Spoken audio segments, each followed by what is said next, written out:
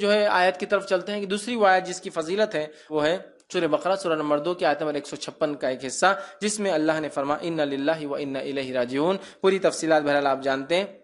اللہ رب العزت قرآن کے اندر جو ہے یہ بڑی مشہور اور معروف آیت ہے 155 156 157 سورہ بقرہ کی، ٹھیک ہے، اس میں وبشر الصابرین، اور اللہ فرماتا ہے صبر کرنے والوں کو بشارت دے دو، الذین اذا اصابتهم مصیبت قالوا ان للہ و انا الیہ راجعون، کہ ان لوگوں کو خوشخبری سنا دو جب ان پہ کوئی مصیبت یا پریشانی آتی ہے تو وہ کیا کہتے ہیں؟ ہم اللہ کی طرف سے آئے ہیں اور اللہ کی طرف لوٹ کر ہمیں جانا ہے۔ اولئک علیہم صلوات من ربہم ورحمہ، انہی کے لیے اپنے رب کے طرف سے جو ہے صلوات ہے، درود ہے، اور ان کے لیے فضل ہے اور رحم ہے، واولئک هم المہتدون، اور یہی لوگ ہدایت یافتہ ہیں۔ تو ان للہ و انا الیہ راجعون کی بڑی بڑی فضیلت ہے۔ یہ ہر چیز کے گمنے پر، ہر چیز کے کھونے پر، کسی چیز کے چلے جانے پر، کسی چیز کے نہ ملنے پر، ایسی چیز جس سے انسان کو ایسا نقصان ہو، کسی نقصان کے لیے، یہ تمام چیزوں کے لیے پڑھی جاتی ہے۔ یہ کوئی پرٹیکولر دعا نہیں کہ کوئی مر جائے تو اس کو پڑھا جائے، اس لیے کہ ہوتا ہے ہمارے پاس، ہمارے ہندوستان کے ماحول میں ہم دیکھتے ہیں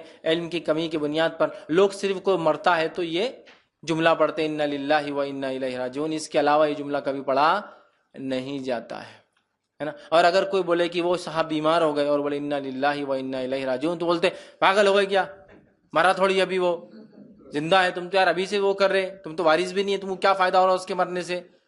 ارے بھائی صحت چلی گئی، بیماری آ گئی، چونکہ صحت چلی گئی انا للہ و انا الیہ راجعون، چیز گم گئی انا للہ و انا الیہ راجعون، چیز نہیں مل رہی انا للہ و انا الیہ راجعون، کوئی نقصان ہوگا انا للہ و انا الیہ راجعون، ہم اللہ کی طرف سے آئے ہیں اور ہمیں لوٹ کر اللہ کی طرف ہی جانا ہے۔ سمجھ رہے آپ؟ یہ بڑی اہم چیز ہے، بہت اہم چیز ہے، لیکن ہم اتنی معمولی چیز کو نہیں سمجھ پاتے۔ اللہ ہم پر رحم کرے۔ انا للہ و انا الیہ راجعون کو اپنا معمول بنا لیں۔ کوئی مصیبت، کوئی پریشانی، کوئی بیماری، کوئی تکلیف، کوئی چیز کھونا، کوئی چیز گمنا، کوئی چیز نہ ملنا، سب پہ پڑھیے انا للہ و انا الیہ راجعون، کہ تو اللہ نے کہا اور فرمایا وبشر الصابرین، صبر کرنے والے کو بشارت دے دو۔ اب جن جن چیزوں پر صبر ہوتا ہے ان چیزوں پر انا للہ و انا الیہ راجعون پڑھا جا سکتا ہے۔ صبر کرنے والوں کو بشارت دے دو کہ یہ کیا کرتے ہیں، الذین اذا اصابتهم مصیبت، جب ان پہ کوئی مصیبت پریشانی آتی ہے تو کہتے ہیں انا للہ و انا الیہ راجعون۔ یہ نہیں کہا جب ان کے گھر میں کوئی موت ہوتی ہے تو کہتے ہیں انا للہ و انا الیہ راجعون۔ کوئی مصیبت، کوئی پریشانی آئی تو کیا پڑھیے، انا للہ و انا الیہ راجعون، کہ تو ایسے ہی لوگوں کو خوشخبری ہے فبشر الصابرین، تو ایسے صبر کرنے والوں کو بشارت دے دو جو مصیبت آتی ہے تو کہتے ہیں ہم اللہ کی طرف سے آئے تھے اور اللہ کی طرف لوٹ کر ہمیں جانا ہے۔ اس کو ہم عام کر دیں، یاد رکھیے بڑی اہم چیز ہے۔ صحیح مسلم کی روایت ہے، ام سلمہ رضی اللہ عنہا فرماتی ہے اور کہتی ہے کہ میں نے رسول اللہ صلی اللہ علیہ وسلم فرماتے ہوئے سنا۔ کب فرماتے ہوئے سنا؟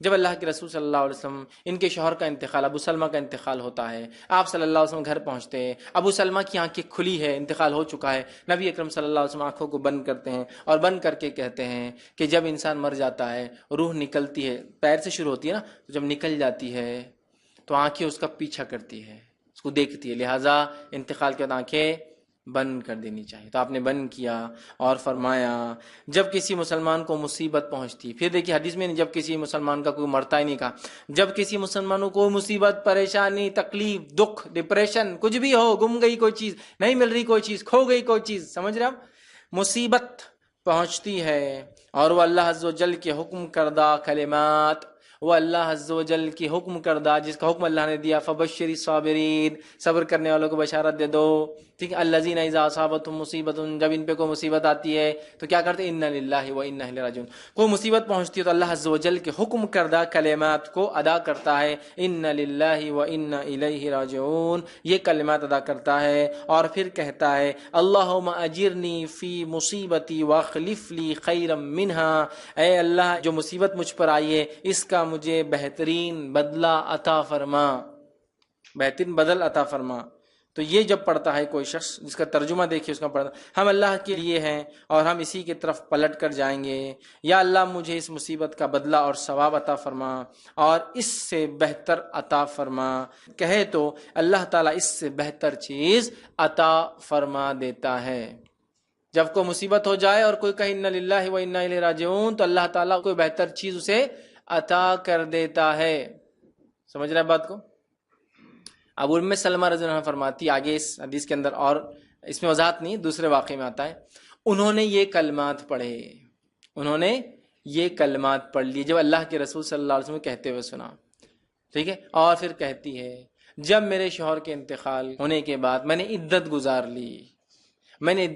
لی تب مجھے نبی اکرم صلی اللہ علیہ وسلم کا پیغام آ گیا، اور انہوں نے ان کے شوہر کے انتقال پر پڑھا تھا انا للہ و انا الیہ راجعون، اے اللہ اس مصیبت کا مجھے بدلہ اور اس سے اچھا بدلہ عطا فرما. اب وہ انتظار کر رہی تھی اس سے اچھا کیا ملے گا ابو سلمہ سے. ابو سلمہ جو ہے ان کی بڑے فضائل یاد رکھیے، بہت جلیل القدر صحابہ میں سے ہے، اور یہ سب سے پہلے ہجرت کرنے والے لوگوں میں سے، بدری صحابہ میں سے. اب یہ سوچ رہی تھی اس سے اچھا کیا ہو سکتا ہے دنیا میں شوہر کے اعتبار سے.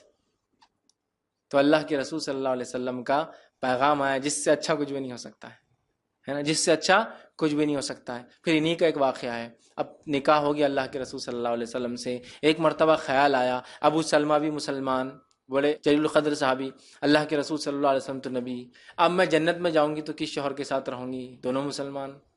تو ایک خیال آیا، لیکن شرم آئی پوچھنے کو، جھجک ہوئی. تو ایک مرتبہ ایسا پوچھا اللہ کے رسول، اگر ایک خاتون کے ایک سے زیادہ شوہر رہے ہو اور سب ایمان والے رہے ہو تو جنت میں کس کے ساتھ رہیں گی؟ سمجھ رہے؟ تو اللہ کے رسول صلی اللہ علیہ وسلم فرمایا جس کے اخلاق اچھے ہوں گے وہ اس کے ساتھ رہیں گی. تو ان کو بڑا تعجب ہوا، اخلاق؟ تو کہا ہاں اخلاق بڑی اہم چیز ہے، اچھے اخلاق ہوں گے. ٹھیک ہے، تو اب یہ مطمئن ہو گئی کہ یہ کس کے ساتھ رہیں گی؟ اللہ کے رسول صلی اللہ علیہ وسلم کے ساتھ. سمجھ رہا؟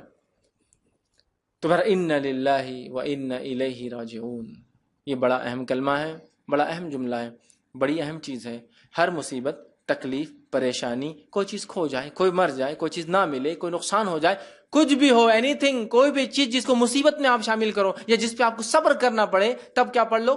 انا للہ و انا الیہ راجعون. کوئی چیز چوری ہو گئی، انا للہ و انا الیہ راجعون. کوئی چیز نہیں مل رہی، انا للہ و انا الیہ راجعون. کوئی چیز گم گئی، انا للہ و انا الیہ راجعون. کوئی مر گیا، انا للہ و انا الیہ راجعون. کوئی بیمار ہو گیا، انا للہ و انا الیہ راجعون. سب کچھ بھی ہو سکتا ہے، کچھ بھی ہو سکتا ہے. ٹھیک ہے، تو بڑا افضل کلمہ ہے، یاد رکھیے. ٹھیک ہے، اس آیت کا حصہ تھا. اب آئیے اسی طرح